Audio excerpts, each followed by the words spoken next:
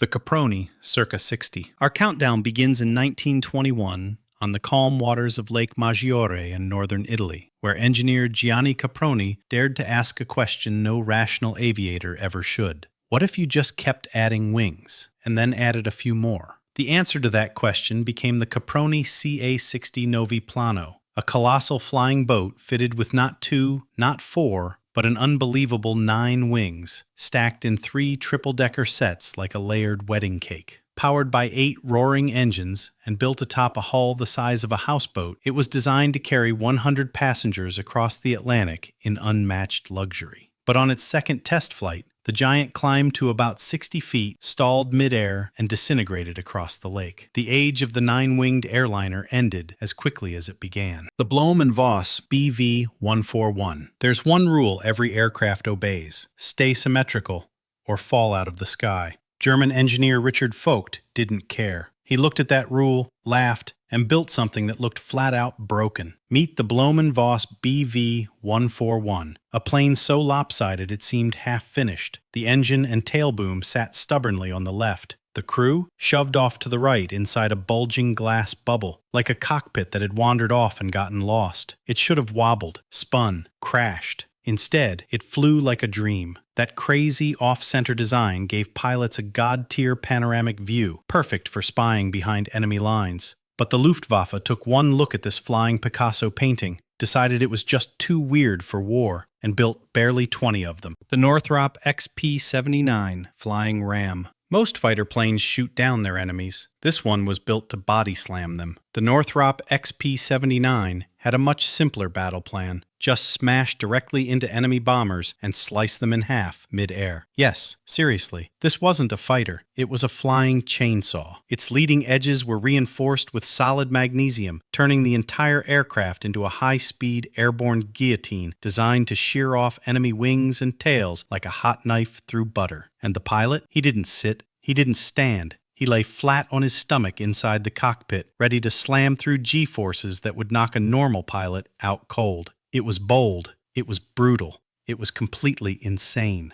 On its very first flight, the XP-79 spun wildly out of control and crashed, killing the pilot instantly. The Air Force took one long look at the wreckage and quietly decided maybe regular guns were fine. The Convair XFY Pogo. Runways? Overrated. The Convair XFY Pogo tore up the entire rulebook of flight. It took off and landed standing straight up on its tail, balanced on 4 tiny wheels, like a missile trying to do ballet. Imagine a sharp delta-winged fighter pointing dead at the sky, engines howling like a wounded animal, blasting itself upward like a rocket on caffeine. Cool, right? Now imagine landing it. Pilots had to twist around in their seats, crane their necks over their shoulders, and slowly throttle down while falling backwards toward the ground, completely blind. Terrifying doesn't even begin to cover it. It worked, maybe twice. Test pilot Skeets Coleman became the only human in history to pull off a full vertical takeoff to vertical landing cycle. After climbing out, he politely suggested that nobody ever should have to do that again. Goodyear inflatoplane. All the crazy ideas in aviation history, this one might just take the crown.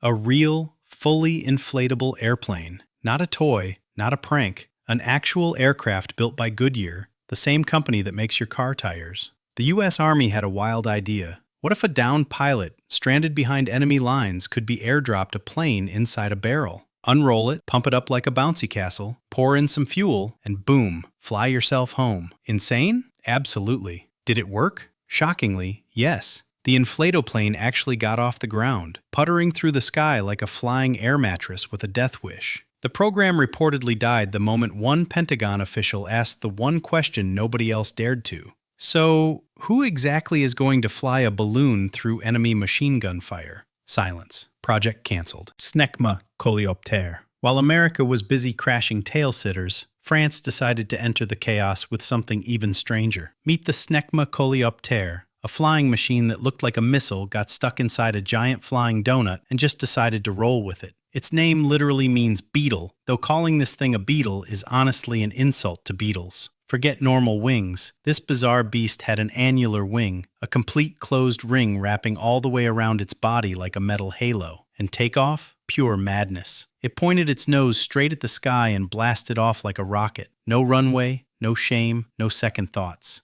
For 8 flights, the Beetle somehow pulled it off. Then came Flight 9. It wobbled, it shook, it spiraled out of control and slammed into the earth. The pilot ejected. The Beetle never flew again. Bartini Beriev VV A-14. Cold War Russia cooked up a flying machine so bizarre, it looked less like an aircraft and more like a UFO that took a wrong turn. Born from the wild imagination of eccentric Italian Soviet engineer Robert Bartini, the VVA-14 was a monster with a mission. Lift off vertically from open water, skim across the ocean just feet above the waves, and hunt down American submarines with nuclear depth charges. Yes, nuclear. This thing wasn't just weird, it was terrifying. Twin hulls, stubby wings, a central pod bristling with chaos. It was part plane, part hovercraft, part fever dream, but there was just one tiny problem, and the vertical lift engines never showed up. Then Bartini died, and the entire project quietly collapsed. Today, the rusting carcass of the VVA-14 still sits in a Russian museum, looking exactly like a UFO that crash-landed in Siberia and was never claimed. NASA AD-1. NASA built a plane with a wing that literally swings sideways mid-flight, and somehow it actually worked. Meet the AD-1, possibly the most cursed-looking aircraft ever to leave a runway. No 2 wings, no symmetry, just one single wing slapped across the middle,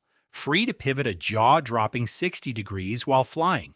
One tip swung forward, the other swung backward. The whole thing looked like a paper airplane caught mid-fold by an invisible hand. The theory? A tilted wing would slash drag and rocket efficiency through the roof at high speeds. And shockingly, it was right. It flew. It flew well. But the look? Pure nightmare fuel. Pilots said flying it felt deeply, fundamentally wrong, like their brain was screaming that something had snapped. NASA crunched the numbers, nodded politely, and quietly killed the program. Nobody asked for a sequel. Boeing X-48 blended wing body. Saving the weirdest for last, because this one isn't just history, it's the future hiding in plain sight. Meet the Boeing X-48, an aircraft so sleek and strange it looks like a stealth manta ray gliding silently through the sky. Forget everything you know about airplanes. There's no tube, no traditional fuselage, no clear line between body and wing, because the entire body is the wing. It's quieter, it's smoother,